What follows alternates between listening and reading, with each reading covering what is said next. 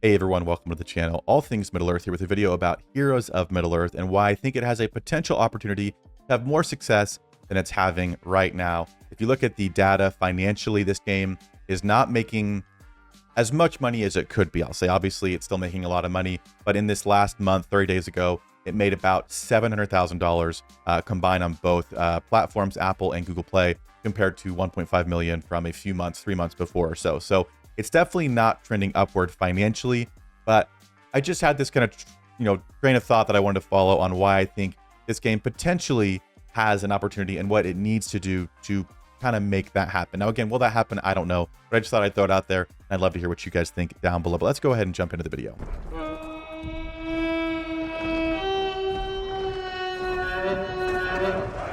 All right, so the first thing, the reason why I think this game potentially has an opportunity. Now, if you don't follow the Rise to War, it's another Lord of the Rings game on the market right now, and without getting too into details of it, not trying to make a huge fuss about it, but I will just say in short summary, the future of Rise to War, the only other Lord of the Rings mobile game on the market right now, is questionable at best. Now, I think this could be an opportunity for Heroes of Middle-earth to potentially bring in some players who want to kind of continue with this Lord of the Rings IP. They are different genres, so some players won't consider it regardless.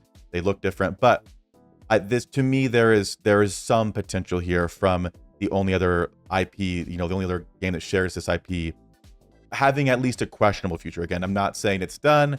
I'm not getting into that, but I will just say it being questionable makes me think through potentially things that could happen. So that's the reason why I had this thought. And now I want to talk about, I think, 3 things that need to happen to potentially make a transition from players playing the Rise to War to Heroes of Middle-earth potentially happen. Now, the first thing is very, very obvious, and it's going to be the art style. The visuals of this game are extremely different to Rise to War, and they don't have the movie rights, so this game does not look like Lord of the Rings. It's a kind of older looking art style. I don't hate it. It's kind of growing on me, but at the end of the day, when I think of the Witch King, I think of the Witch King that we see in the movies with the Crown of Angmar on. A lot of that's just what I grew up with. So when I think about the characters that I know by name, I think about them like that. When I think about the 4 hobbits, I don't think about these guys up here. So something I think needs to change visually with this game.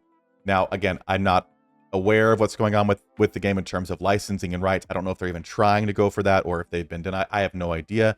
But I will just say, if there was ever any potential for growth via another game's players in the same IP, a change would have to happen visually for that to occur, because most people see this and go, yeah, this isn't Lord of the Rings.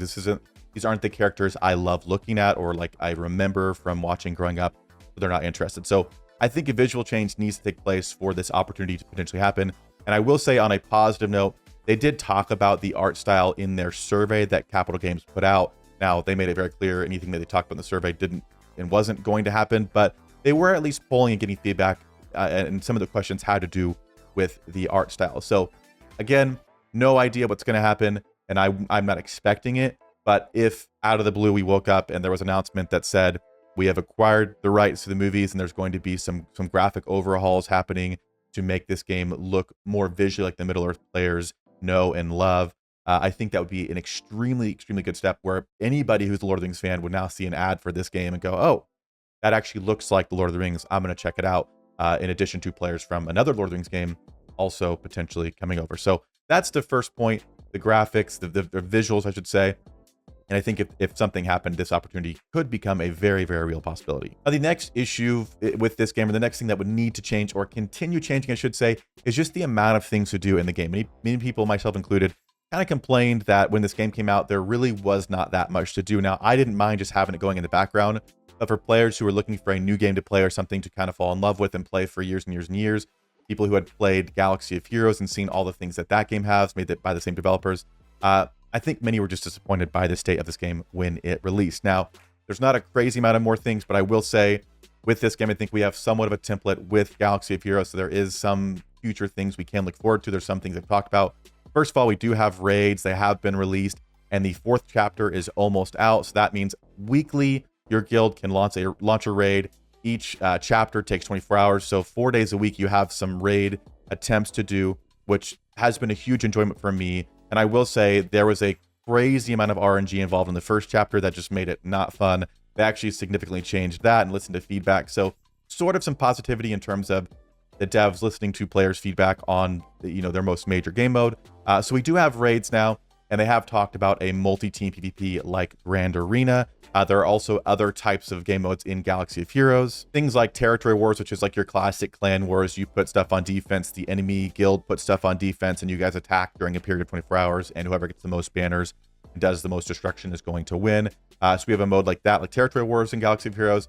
We have Territory Battles, which is a more like just your team kind of trying to make it through this map, and each little zone has different battles you have to do, and you have to kind of build up certain teams, and you get these stars as you go along. More stars, more rewards is something you can do for usually a week at a time with your team. And then obviously I mentioned multi-team PvP. Again, they've already said this is coming to the game. We don't know when, don't know if that's just the next thing after raids or what it is, but obviously a very beloved game mode in Galaxy of Heroes. So I think the future potential for Heroes of Middle-earth could be very good. And so if we have a visual change taking place and we have more game modes being introduced, all of a sudden, I think this game looks a lot more attractive than it does currently. But again, that's a lot of ifs and wins and I hopes. But there's at least a template that I think could happen because of what these devs have done in Galaxy of Heroes. So I think there's future hope for the kind of actual playable content. But again, I think that's something that would need to change for the opportunity, for any opportunity, any future to